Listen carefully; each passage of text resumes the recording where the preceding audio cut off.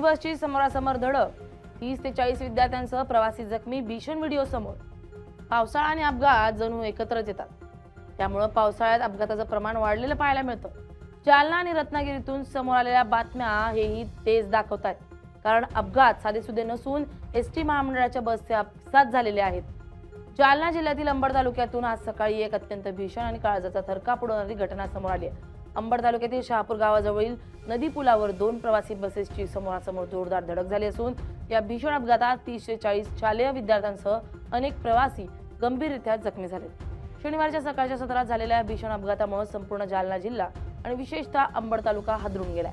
अपघाताची भीषणता इतकी प्रचंड होती की दोन्ही बसेसच्या समोरील भागाचा पार चक्काचूर झाला असून अपघातानंतर घटनास्थळावर रक्ताचे सडे, जखमींचा आक्रोश आणि प्रचंड गोंधळाचं वातावरण निर्माण झालं होतं। हा अपघात नेमका कसा घडला आणि आता इथं काय अवस्था आहे पाहूया त्या व्हिडिओतून। नमस्कार, मी स्नेहल चौधरी, आपण पाहत आहात LS मराठी। ही दुर्घटना आज सकाळी साधारण 7:30 ते 8 वाजेच्या सुमारास घडली आहे। एक बस अंबड शहराकडून बीडच्या दिशेनं नेहमीप्रमाणे प्रवासी घेऊन जात होती।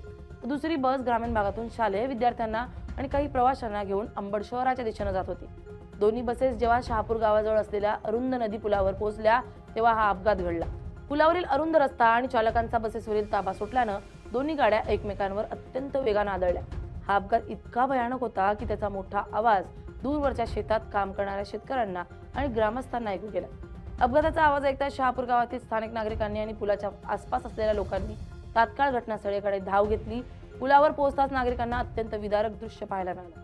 दोन्ही बसेसच्या समोरील भाग एकमेकांकडे मध्ये पूर्णपणे अडकले होते आणि दोन्ही गाड्यांचे चालक केबिनमध्ये गंभीर अवस्थेत अडकून पडले होते।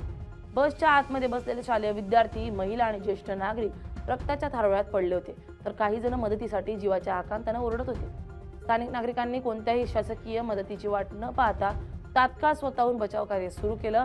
त्यांनी बसच्या खिडक्यांच्या काचा फोडून आणि मागचे दरवाजे उघडून जखमी विद्यार्थ्यांना आणि प्रवाशांना सुखरूप बाहेर काढण्यास सुरुवात केली। या अपघाताची माहिती वाऱ्यासारखी परिसरात पसरली आणि काहीच वेळात अंबड पोलीस ठाण्याचे पोलीस अधिकारी आणि कर्मचारी घटनास्थळी दाखल झाले। पोलिसांनी स्थानिक नागरिकांच्या मदतीने बचाव कार्याला अधिक गती दिली। अपघाताचं गांभीर्य ओळखून जिल्हा प्रशासनानं आणि आरोग्य विभागानं तात्काळ दखल घेतली। रुग्णवाहिका सेवा 108 सह परिसरातील सर्व उपलब्ध शासकीय आणि खासगी रुग्णवाहिकांना तातडीनं शहापूर पुलाकडे रवाना करण्यात आलं। घटनास्थळावरून जखमींना बाहेर काढून रुग्णवाहिकांच्या माध्यमातून अंबड येथील उपजिल्हा रुग्णालयात हलवण्याचं काम युद्धपातळीवर सुरू करण्यात आलं। अंबड येथील उपजिल्हा रुग्णालयात एकाच वेळी 30 ते 40 जखमी रुग्ण आणि शालेय विद्यार्थी दाखल झाल्यामुळे रुग्णालयाच्या आवारात मोठी गर्दी झाली होती।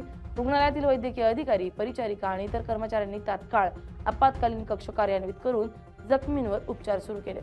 प्राथमिक तपासणीत समोर आलंय की काही प्रवाशांना आणि विद्यार्थ्यांना किरकोळ खरचटलं असून त्यांच्यावर प्राथमिक उपचार करून सोडण्यात येत आहे। मात्र दोन्ही बसेसच्या चालकांसह साधारण 10 ते 15 प्रवाशांची प्रकृती अत्यंत चिंताजनक आहे। काही जणांच्या डोक्याला, हातापायाला गंभीर दुखापती झाल्या असून हाडांचं फ्रॅक्चर झालंय।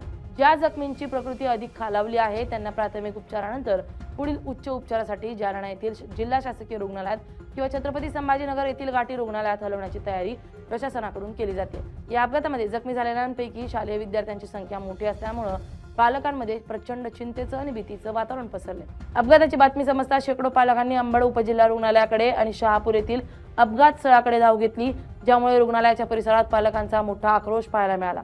पोलीस प्रशासन रुग्णालयात गर्दी नियंत्रित करण्याचा प्रयत्न करत असून जखमी मुलांच्या पालकांना धीर देण्याचं काम स्थानिक लोकप्रतिनिधी आणि नागरिकांकडून केलं जात आहे।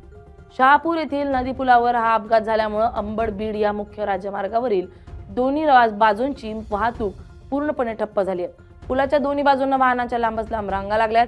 अपघातग्रस्त बसेस पुलाच्या मधोमध अडकल्या असल्यानं इतर वाहनांना जाण्यासाठी अजिबात जागा उरलेली नाहीये।